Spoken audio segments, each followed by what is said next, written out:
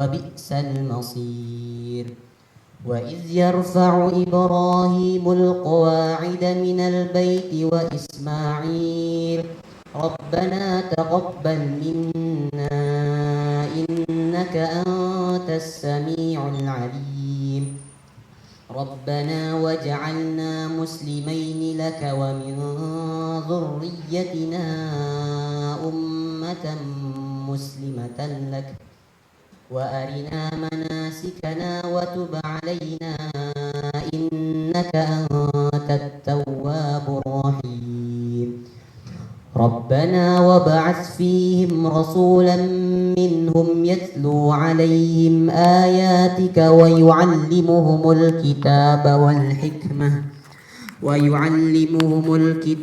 والحكمة ويزكيهم إنك أنت العزيز الحكيم.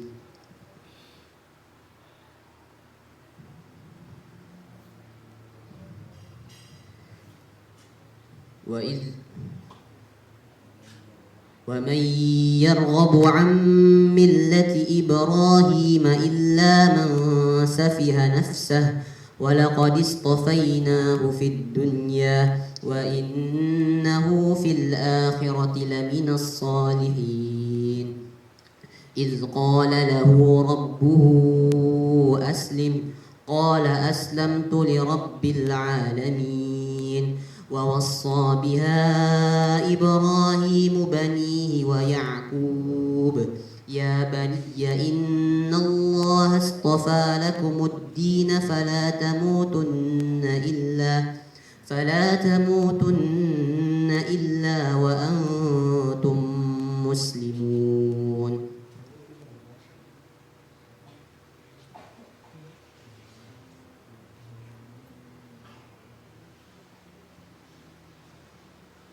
أم كنتم شهداء إذ حضر يعقوب الموت إذ قال لبنيه ما تعبدون من بعدي قالوا نعبد إلهك وإله آبائك إبراهيم وإسماعيل وإسحاق إلها واحدا ونحن له مسلمون تلك أمة قد خلت لها ما كسبت ولكم ما كسبتم ولا تسألون عما كانوا يعملون.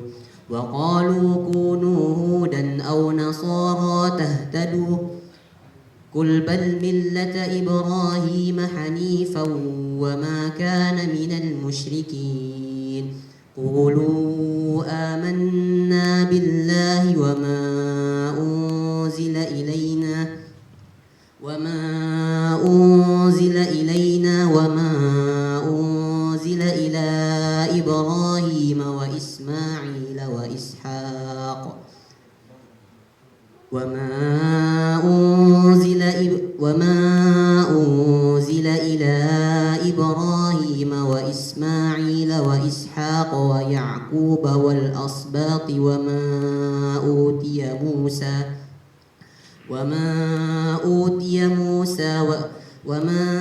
أوتي موسى وعيسى وما أوتي النبيون من ربهم لا نفرق بين أحد منهم ونحن له مسلمون. أم تقولون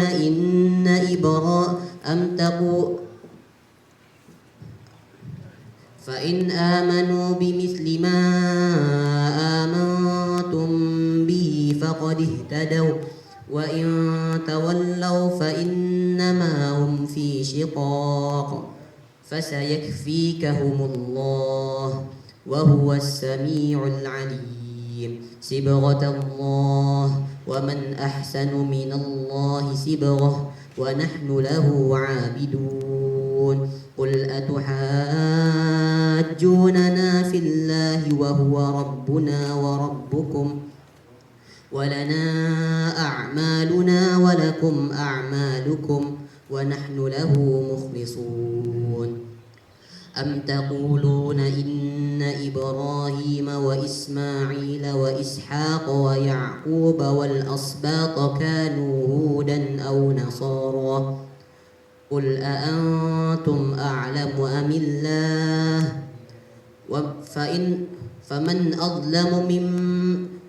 ومن أظلم ممن كتم شهادة عنده من الله وما الله بغافل عما تعملون تلك أمة قد خلت لها ما كسبت ولكم ما كسبتم ولا تسألون عما كانوا يعملون.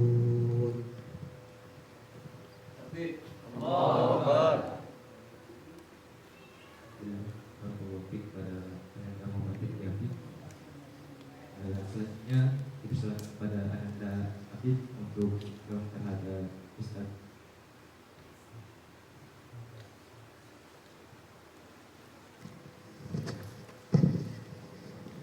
Kemudian kepada Umi dan Habib. Ya, jazakallahu khairan kepada Abi. Terima kasih segala atas pengorbananmu mendidik dan membesarkan Ananda dengan penuh kasih sayang. Begitu juga dengan Umi, terima kasih segala atas pengorbananmu melahirkan dan mendidik Ananda selama ini penuh dengan cinta dan kasih sayang. Semoga Ananda Afif nantinya bisa menjadi anak yang soleh dan bisa menjadi ahli ilmu dan menjadi orang yang bermanfaat di dunia maupun di akhirat. Amin ya rabbal alamin. Pada para hadirin dipersilakan untuk berdiri karena Anda akan bersumber kepada semua hadirin. Dipersilakan kepada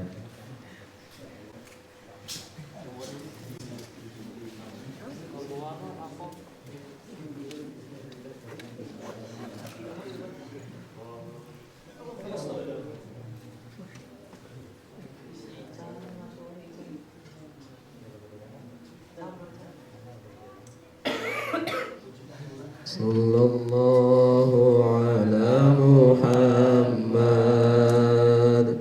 Sallallahu alaihi wasallam Sallallahu ala Muhammad Sallallahu alaihi wasallam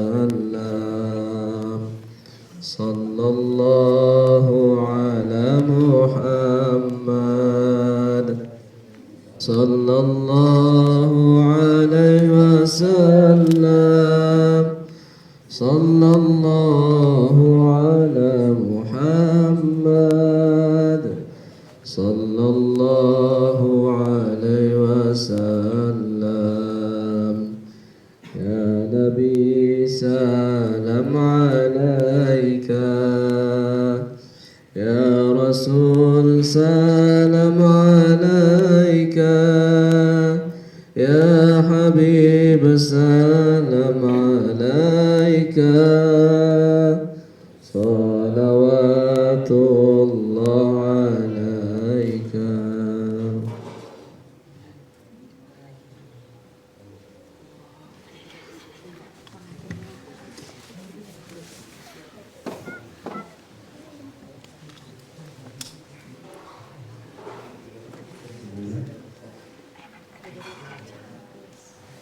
Acara selanjutnya adalah testimoni, yaitu pesan-pesan dari orang tua Habib yang kali ini disampaikan oleh Pak Arif Bui.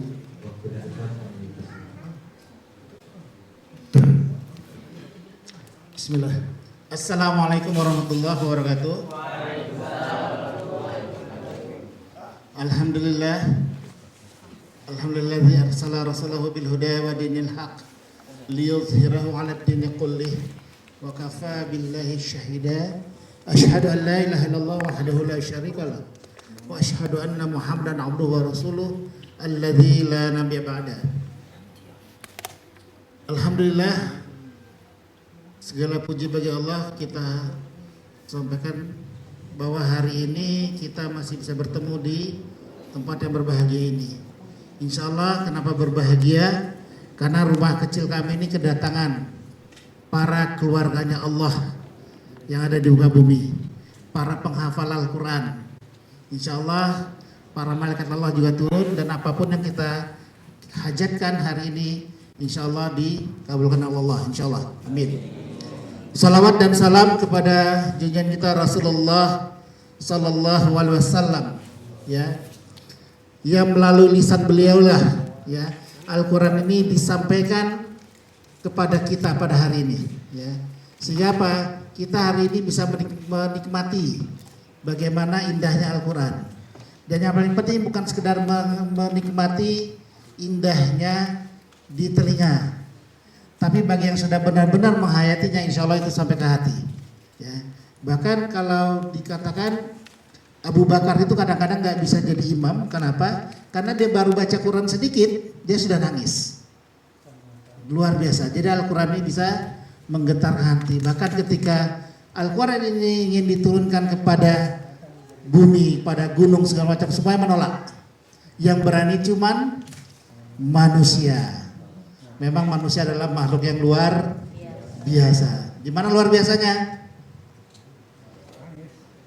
Nanti tanya mudir ya. Ini tugas mudir lagi nih. Alhamdulillah, yang kami hormati, yang kami muliakan, Mudir RTQ Ar-Rahmah Al-Ustadz Nasrul Hamdi LCMA, ya, yang berkenan hadir di rumah kecil kami ini. Kemudian musyrif beliau Al-Ustadz Salihuddin, ya, Muslihuddin, dengan ingatnya Salahuddin Al-Ayyubi, Ustadz Muslihuddin, ya, yang gak kalah insya Allah dengan Salahuddin Al-Ayyubi, yang menginisiasi acara ini sebenarnya, ya. Bahwa acara-acara seperti ini, seperti dikatakan tadi, bahwa dikatakan oleh Ustadz siapa namanya? Ada yang sebut soal Indra, Rahmat. Kadang-kadang bukan hanya sunatan, bukan hanya akikah yang perlu disyukuri, tapi ternyata, dan yang paling utama adalah ketika kita mendapatkan sebuah momentum, bisa menghafal Al-Quran 1 juz, 2 juz, apalagi sampai 30 juz, itu adalah sesuatu yang pantas dan layak untuk disyukuri. Alhamdulillah. Kemudian yang kami hormati Ketua DKM Jabalus Salam, Bapak Haji Abdul Muin, ya, yang alhamdulillah selalu memfasilitasi Ustaz, ya. Beliau punya program, ya, di masjid, bahwa setiap malam Ahad itu akan diadakan qiyamul lail berjemaah. Diberi kesempatan nih, mudah-mudahan warga dari RTQ Ar-Rahmah bisa giliran juga nih datang kemari sekaligus belajar untuk berani juga. Jangan baru kandang aja katanya. Kan qiyamul lail selama ini cuma di Ar-Rahmah kan? Nah, ada sekali di sini. Makmumnya di belakang Pak Abdul Muin, luar biasa. Kemudian terima kasih kepada Ketua RT 32 yang dalam hal ini diwakili oleh Bendahara RT, ya, karena Pak RT sedang berhalangan, tiba-tiba tadi jam 9 dipanggil gedung. Terima kasih kepada Bapak saya untuk berkenan hadir. Kemudian Bapak Ibu sekalian yang tidak bisa kami sebutkan nama salah satu, dan juga Nanda dari RTQ Ar-Rahmah, Putra Ar-Rahmah, langsung senyum dulu. Nah, yang juga yang kami muliakan adalah Ananda dari UPN Ibrahim beserta mudirnya Al-Ustadz Abror yang sedang ada di luar sana, mencari angin. Alhamdulillah hari ini kita sama-sama bisa bersilaturahim di sini. Yang perlu disampaikan adalah testimoni. Kami juga bingung testimoni apa gitu loh. Karena sesungguhnya semua ini kalau bukan karena kebaikan dari pihak RTQ Ar-Rahmah, dalam ada Ustadz Nasrul, ada Ustadz Indra, ada Ustadz Rahmat, ada Ustadz Muslihuddin, maka anak Afif tidak akan bisa tercapai seperti ini. Kami juga bingung harus menyampaikan apa, karena menyampaikan sesuatu yang ini di luar jangkauan pola pikir manusia. Ini nggak bisa dinilai dengan harta materi duniawi, betul ya? Karena sesungguhnya materi dunia gak ada apa-apa dengan selesainya 30 juz dihafal. Tentunya harus berkelanjutan. Karena berani menghafal Quran, berani murojaah. Berani menghafal Quran, berani makan. Masa gila ya? Berani menghafal Quran, berani murojaah. Dan luar biasanya yang diberikan oleh para ustadz kita di depan itu adalah salah satu ilmu jariah. Ya, dalam satu hadis Rasul, ilmu jariah itu yang bagaimana amalan dan mana? Amalan yang terus menerus mengalir. Makanya ilmu yang diberikan oleh para ustadz kita ini adalah ilmu yang akan berguna sampai yaumul mahsyar, sampai bertemu di hadapan Allah. Ya. Jadi anda semua yang menghafal Al-Quran, insya Allah pahalanya itu nanti ya ke Ustadz Nasrul, ke Ustadz Rahmat, ke Ustadz Muslim, ke Ustadz Indra, ke Ustadz Gani, ke Ustadz Abror. Bapaknya cuma kirim doa. Jadi luar biasa, sesuatu yang tidak bisa diukur dengan materi duniawi, ini yang kita dapat hari ini. Ya. Dan tentunya kalaulah tidak dengan keridhaan musrifnya, tidaklah kalau dengan keridhaan hati asatisnya, maka ilmu itu tidak akan berkah. Ilmu tidak akan berkah. Ya. Salah satu ulama dulu, ketika seorang orang tua datang cuman ketika orang tua sudah memarahi musrifnya, orang tua sudah memarahi ustadznya, maka ilmu yang akan dapat bagi si anak. Itulah barokahnya seorang guru. Dan hari ini kami bahagia banyak guru-guru yang hadir di ruangan ini. Seumur-umur baru sekali dulu ada ustadz ngumpul di sini, ada ketua DKM juga ngumpul di sini. Masya Allah. Kebahagiaan apa lagi yang harus disampaikan? Maka kalau disuruh ngomong lama-lama, saya juga bingung mau ngomong apa lagi gitu. Karena kehadiran bapak-bapak di sini, asal di sini itu sudah merupakan sebuah anugerah yang luar biasa. Apatah lagi dalam satu hadis, ketika orang datang ke rumah kita bersilaturahim, kemudian mereka pergi pulang dari rumah ini, ya, apa yang dikatakan Rasulullah melalui Rasulullah? Seluruh bala, seluruh musibah, seluruh penyakit itu diikut diangkat keluar. Bukan dibawa oleh kalian ya, bukan. Waduh, penyakit dibawa oleh kami, tidak. Artinya bala, musibah, segala macam bencana itu diangkat Allah dari rumah tersebut. Begitulah dahsyatnya silaturahim. Ya. Alhamdulillah tidak berpanjang lebar. Kita akan menunggu tausiah yang sebenarnya nanti. Ya, ini adalah testimoni kami bahwa kami bersyukur Ananda Afif bisa menyelesaikan 30 juznya di RPQ Ar-Rahmah. Yang memang dari awal kemauan Ananda sendiri di sana. Ya. Dan tentunya jungkir banyaknya, jatuh bangunnya, Ustaz Nasr juga tahu. Ya, kan gitu. Susah. Tapi begitu kita baca kisah-kisah kita dulu, kita akan tersenyum. Apatah lagi kisah itu kita bacakan di yaumul mahsyar nanti. Jadi waktu menunggu 50.000 tahun, menunggu pengadilan Allah, itu bagi para penghafal Al-Quran itu nggak sia-sia. Insya Allah mudah-mudahan demikian. Baik Bapak Ibu sekalian, demikian dapat kami sampaikan. Seluruh kebenaran adalah mutlak milik Allah dan kesalahan adalah milik kami sebagai manusia biasa. Sekali lagi, jazakumullah khair buat para asatidz yang telah membimbing Anda, buat teman-temannya yang juga mendukung. Kenapa? Kita butuh lingkungan yang bagus untuk bisa saling dukung. Terima kasih juga buat para orang tua di sini yang ikut mendoakan kami dengan hadir di ruangan ini. Demikian yang dapat kami sampaikan. Billahi taufiq wal hidayah. Wassalamualaikum warahmatullahi wabarakatuh. Bismillahirrahmanirrahim. Assalamualaikum warahmatullahi wabarakatuh. Waalaikumsalam. Alhamdulillah wa syukurillah wa la haula wa la quwwata illa billah wa ala alihi wa sahbihi wa sallam ba'du. Hadirin semuanya yang dirahmati oleh Allah Subhanahu wa taala. Rasulullah SAW suatu hari pernah mengatakan kepada para sahabatnya, sesungguhnya Allah itu memiliki keluarga. Sahabat heran, Allah itu kan memiliki dua orang. Enggak pernah dihadirkan, enggak pernah juga melahirkan. Enggak ada pasangannya, enggak ada anaknya, enggak ada tetangganya, enggak ada ibunya, enggak ada kakeknya. Namanya keluarga pasti ada hubungannya ya. Maka sahabat kemudian mengatakan, siapa mereka ya Rasulullah? Keluarga Allah yang ada di bumi ini. Maka Rasul mengatakan, yaitu ahli Quran, keluarga Al-Quran, orang-orang yang senantiasa dekat dengan Al-Quran, mengamalkan Al-Quran dan menjaga Al-Quran. Dan ini yang tadi yang disebutkan ya, keluarga Allah dan termasuk kemudian kita semuanya termasuk hadis ini, yaitu keluarga Allah Subhanahu wa taala. Di antara kita mungkin ada yang bangga dirinya keluarga Pak RT, atau di antara kita ada yang bangga dirinya bagian dari keluarga wali kota, atau mungkin di antara kita ada yang keluarga ada yang bangga dirinya bagian dari keluarga militer, pokoknya pejabat dan lain sebagainya. Kenapa? Karena memang ada privilege ya, kelebihan yang mereka miliki dibandingkan orang-orang biasa, keluarga biasa. Dan keluarga Allah ini lebih dari tadi itu semuanya yang disebutkan.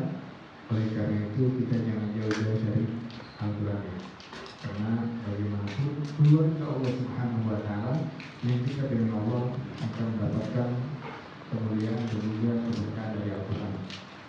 Al-Quran ini keberkahannya banyak sekali. Dokter selalu mengatakan di antara pengen hidup sehat, caranya adalah katanya latihan pernapasan. Jadi kalau kita bisa melatih pernapasan kita, itu salah satu gaya hidup sehat dan bisa menyehatkan. Tarik nafas dalam-dalam, kemudian keluarkan pelan-pelan. Dan ini banyak seni olahraga yang juga fokusnya pada pernapasan karena memang ada pengaruhnya. Nah, teman saya itu bilang, wah kalau begitu berarti ini dipraktikkan oleh orang-orang yang merokok ya. Jadi tadi ya, teknik pernapasan itu bisa membuat kita sehat dan juga tenang pikiran. Maka teman saya ini bilang, kalau gitu berarti benar dong yang dikatakan oleh orang-orang yang sudah merokok itu.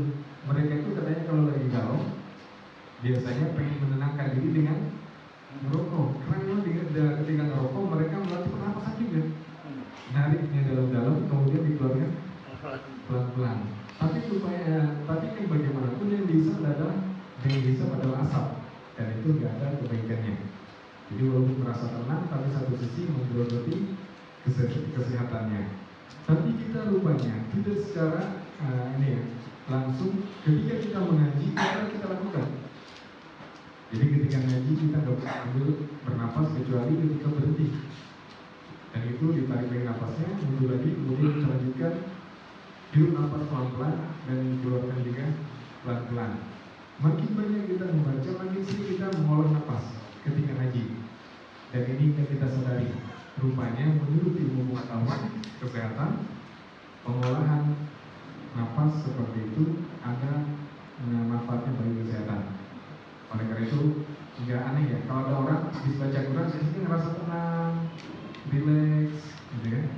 Karena memang ya tadi ketika baca Quran, di samping Al-Quran ini merupakan asyifa, rupanya ketika kita membacanya secara tidak langsung kita juga sedang melakukan olah pernapasan yang sangat dianjurkan oleh para dokter untuk kebaikan kita. Oleh karena itu sering-sering kita ngaji, apalagi kalau bisa satu hari satu juz, ya. Itu luar biasa. Berapa kali nafas itu yang kita lakukan. Karena kalau sengaja mungkin kita biasanya nggak sadar ya. Nah, hadirin semuanya dimuliakan oleh Allah Subhanahu Wa Taala. Karena Al-Quran ini banyak keberkahannya. Dan memang Allah sebutkan di dalam Al-Quran ya, wa hadzal kitabun anzalnahu mubarak. Dan kami turunkan kitab ini, kitab yang penuh diberkahi. Disebutkan dalam riwayat yang sahih Anas bin Malik radhiyallahu anhu, beliau punya kebiasaan kalau selesaikan menghafalkan Al-Quran, mengumpulkan keluarganya. Jadi disisain beberapa surat terakhir dan dibaca bareng-bareng keluarganya. Dan ini juga disebutkan oleh Imam An-Nawawi dalam kitabnya At-Tibyan fi Adabi Hamalat Al-Quran yang menganjurkan untuk mengumpulkan. Kalau Ibnu Abbas itu radhiyallahu anhu, kalau ada orang yang ngaji di masjid dan ada yang mau selesai bacanya, maka beliau akan mengutus orang untuk mengamati. Coba lihatin katanya, kira-kira berapa lama lagi ini selesai. Kalau dia mau selesai sebentar lagi, panggil aku. Kemudian dikirim orang untuk memperhatikan orang yang lagi tilawah di masjid yang mau hatam. Setelah mau hatam, dikasih tahu kepada Ibnu Abbas, Ibnu Abbas, si fulan lagi tilawah dan sebentar lagi hatam. Apa yang dilakukan oleh beliau? Beliau kemudian bergegas ke masjid, nimbrung dengan orang yang mau menghatamkan Al-Quran. Maka oleh karena itu memang ada keberkahan dan kita alhamdulillah tadi di sini mengikuti proses hataman ya. Dianjurkan memang ketika Al-Quran dihatamkan itu turut keberkahan dari Allah Subhanahu Wa Taala. Dan kita setiap tahun lebih satu juz satu hari, satu bulan baca saja. Maka kita dianjurkan untuk mengumpulkan keluarga kita dan membacakan beberapa surat terakhir bareng-bareng dengan keluarga kita, supaya keluarga kita diberkahi oleh Allah Subhanahu wa Ta'ala. Amin ya rabbal alamin. Hadirin kaum muslimin yang dimuliakan oleh Allah Subhanahu wa Ta'ala. Jadi aturan ini luar biasa, banyak keberkahannya, dan lebih lagi merupakan petunjuk ya, pedoman hidup kita untuk mengarungi hidup ini, baik di dunia maupun di akhirat. Karena ada sebagian orang mengatakan, Ustaz, kita kan sudah ditakdirkan, siapa yang masuk surga, siapa yang masuk neraka katanya. Kemudian ngapain lagi kita beramal? Ya, kan sebagian kita sudah ada yang dapatkan hidayah, dan bisa dipastikan sebagiannya ada yang mendapat hidayah. Apa itu dalilnya? Dalam surat Al-Qasas, Allah berfirman, innaka la tahdi man ahbabta, walakinallaha yahdi man yasha. Sesungguhnya engkau tidak bisa memberikan hidayah kepada yang engkau cintai, tapi Allah bisa memberikan kepada siapa saja. Nah, dari sini kan jelas ada sebagian orang yang mendapat hidayah, enggak. Berarti kalau ada orang yang enggak sholat, kemudian dia enggak puasa, melanggar perintah Allah, enggak melaksanakan kewajibannya, ya memang dari sananya sudah ditentukan seperti itu, gitu kan? Gimana ini? Maka kalau kita ngaji Qurannya benar, menguasai Al-Quran, kita bisa menjawab syubhat-syubhat seperti ini. Bagaimana menjawabnya? Di antaranya yang pertama adalah hidayah itu terbagi dua. Hidayah itu terbagi dua. Ada hidayah irsyad, ada hidayah i'anah, ada hidayah petunjuk, ada hidayah pertolongan. Contohnya kayak gimana? Kalau kita misalkan mau ke Samarinda, kemudian kita bertanya kepada orang, Pak, di mana ya jalan ke Samarinda? Wah, nanti ikutin aja ya, jalan di kilo itu lurus, jangan belok-belok, sampai ujung nanti dapatlah itu ada tulisan arah ke Samarinda nanti, ada di ujungnya. Maka yang seperti ini adalah namanya hidayah irsyad, hidayah petunjuk. Dan para nabi memiliki hidayah ini. Makanya Allah mengutus para nabi dan menurunkan Al-Quran untuk memberikan hidayah irsyad kepada semua orang. Oleh karena itu Nabi disebutkan dalam ayat yang lain, wa innaka latahdi ila siratin mustaqim. Dan sesungguhnya engkau wahai Muhammad memberikan petunjuk kepada jalan yang lurus, tapi petunjuk hidayah irsyad. Gak bisa maksa orang masuk Islam. Maka oleh karena itu ketika pamannya menjelang akhir wafatnya, Abu Thalib ya, beliau pengen sekali untuk mengharapkan pamannya masuk Islam. Dan beliau berharap dan sangat beliau mengharapkan. Tapi rupanya yaitu Nabi kewenangannya hanya memberikan hidayah irsyad, tidak bisa memaksakan memasukkan orang ke dalam Islam. Tapi ada yang kedua namanya hidayah i'anah, pertolongan dari Allah Subhanahu wa Ta'ala. Contohnya kayak gimana? Seperti orang yang tadi, Pak, tolong dong, gimana ya jalan menuju Samarinda? Oh, tinggal ikutin jalan di kilo itu, terus saja nggak usah belok-belok, nanti udah 100 km nyampe Samarinda. Namun orang ini ketika diberikan informasi seperti itu, dia nggak berhenti, tapi dia mengatakan, Pak, bisakah bantu saya untuk ditemenin ke sana dan ingin supaya saya bisa nyampe ke Samarinda dengan tepat di waktu yang tepat. Kebetulan orang yang tadi dia dimintakan itu juga baik, maka dia mengatakan, oke, siap, saya akan antar kamu ke Samarinda supaya sampai ke tempat tujuan dengan selamat dan di waktu yang tepat. Dan ini perbedaan antara yang pertama dengan yang kedua. Makanya Allah mengatakan kalau ada orang yang bisa mengikuti hidayah irsyad, dia akan diberikan hidayah i'anah. Allah berfirman, walladzina tadaw zadahum huda. Orang yang mendapatkan petunjuk, kalau dia berharap pengen ditambah petunjuknya, maka Allah akan tambah. Dan inilah yang diucapkan ketika di dalam salat, ihdinas siratal mustaqim. Ya Allah, tunjukkanlah jalan yang lurus. Karena ada orang-orang yang bukan muslim, mereka mengatakan, dia orang-orang Islam itu katanya gak yakin dengan agamanya. Orang-orang Islam itu gak yakin masuk surga. Orang-orang yang Islam itu ragu dengan agamanya. Kenapa? Mereka setiap sholat berdoanya apa coba? Tunjukkanlah kami jalan yang lurus. Berarti mereka belum di jalan yang lurus. Kita nih agama kasih sayang, dijamin masuk surga, pasti masuk surga katanya. Padahal mereka tidak memahami bagaimana Al-Quran itu susunannya ya, melengkapi satu dengan yang lainnya, satu ayat dengan ayat yang lainnya itu saling berkaitan. Maka oleh karena itu, kenapa kita berdoa terus, ya Allah tunjukkanlah jalan yang lurus? Sebagaimana jalan dari Balikpapan ke Samarinda bukan jalan yang lurus-lurus saja, ada tikungannya, kemudian ada lubang-lubangnya, dan juga banyak orang yang kecelakaan. Maka ketika kita mengucapkan ihdinas siratal mustaqim, bukan berarti kita sedang tidak berada di jalan yang lurus, tapi kita berada di jalan yang lurus. Tapi kita minta dibantu, ya Allah, bantulah kami, bantulah aku untuk sampai ke Samarinda, maksudnya sampai ke surga dengan keselamatan, tidak tergoda dengan apapun, karena memang cobaan dalam menuju surga itu juga banyak. Jadi ini yang berkaitan dengan orang yang punya pemahaman baik tentang Al-Quran. Al-Quran akan menjadi petunjuknya, dan memang Al-Quran pedoman hidup kita semuanya. Jadi berkaitan dengan hidayah tadi, ini yang dimaksud ada beberapa ayat. Kenapa sepertinya kok kontradiksi? Di satu Allah mengatakan innaka la tahdi man ahbabta walakin Allah yahdi man yasha. Di dalam ayat yang lain Allah mengatakan wa innaka la tahdi ila siratal mustaqim. Kemudian ada ayat yang tadinya walladzina tadaw zadal huda wa atahum taqwahum. Kemudian dalam surat Al-Fatihah ihdina siratal mustaqim. Maka oleh karena itu orang yang jauh dari Al-Quran bisa-bisa termakan dengan syubhat yang tadi itu ya. Orang Islam ragu dengan agamanya karena kelihatannya dia mengulang-ulang pengen diberikan petunjuk jalan yang lurus, seolah-olah sebelum mendapatkan jalan yang lurus. Bukan masalah itunya, tapi mungkin masalah kitanya yang belum memahami. Semakin kita dekat dengan Al-Quran, maka semakin tercerahkan, semakin tenang, semakin banyak keberkahan, dan Al-Quran bisa membimbing kita ke dalam surga Allah Subhanahu wa Ta'ala. Amin amin ya rabbal alamin. Wallahu a'lam bishawab. Mungkin ini aja yang bisa disampaikan untuk menguatkan kita semangat ya, untuk lebih dekat dengan Al-Quran, mengamalkan Al-Quran dan menjadi Al-Quran, karena memang Al-Quran sebagai petunjuk. Allah mengatakan hudal lil muttaqin, petunjuk bagi orang-orang yang bertakwa. Sekian dulunya, kurang lebihnya mohon maaf. Subhanallah wa bihamdika, asyhadu an la ilaha illa anta, astaghfiruka wa atubu ilaik.